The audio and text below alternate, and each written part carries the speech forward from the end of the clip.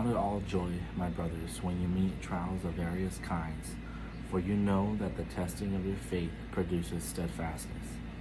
And let steadfastness have its full effect, that you may be perfect and complete, lacking in nothing. If any of you lack wisdom, let him ask God, who gives generously to all without reproach, and it will be given to him. But let him ask in faith, with no doubting, for the one who doubts is like a wave of the sea that is driven and tossed by the wind. For that person must not suppose that he will receive anything from the Lord. He is a double-minded man, unstable in all his ways. Let the lowly brother boast in his exaltation, and the rich in his humiliation, because, like a flower of the grass, he will pass away.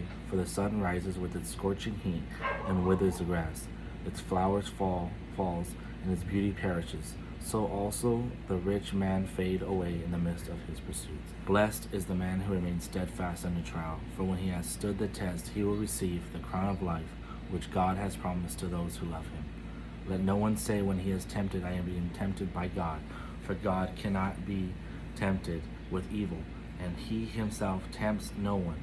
But each person is tempted when he is lured and enticed by his own desire.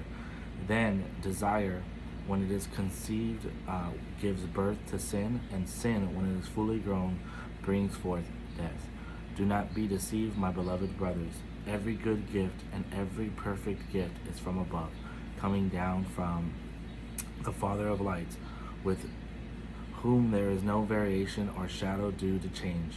Of his own will he brought us forth by the word of truth, that we should be a kind of first fruits of his creatures. Know this, my beloved brothers, let every person be quick to hear, slow to speak, slow to anger, for the anger of man does not produce the righteousness of God.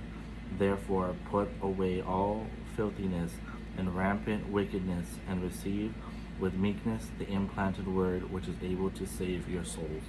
But be doers of the word, and not hearers only, deceiving yourselves.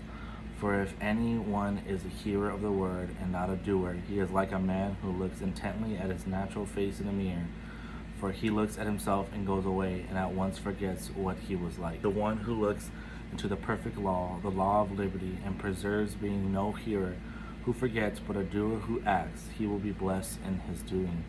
If anyone who thinks he is religious and does not bridle his tongue, but deceives his heart, this person's religion is worthless. Religion that is pure and undefiled before God the Father is this, to visit orphans and widows in their affliction, and to keep oneself unstained from the world.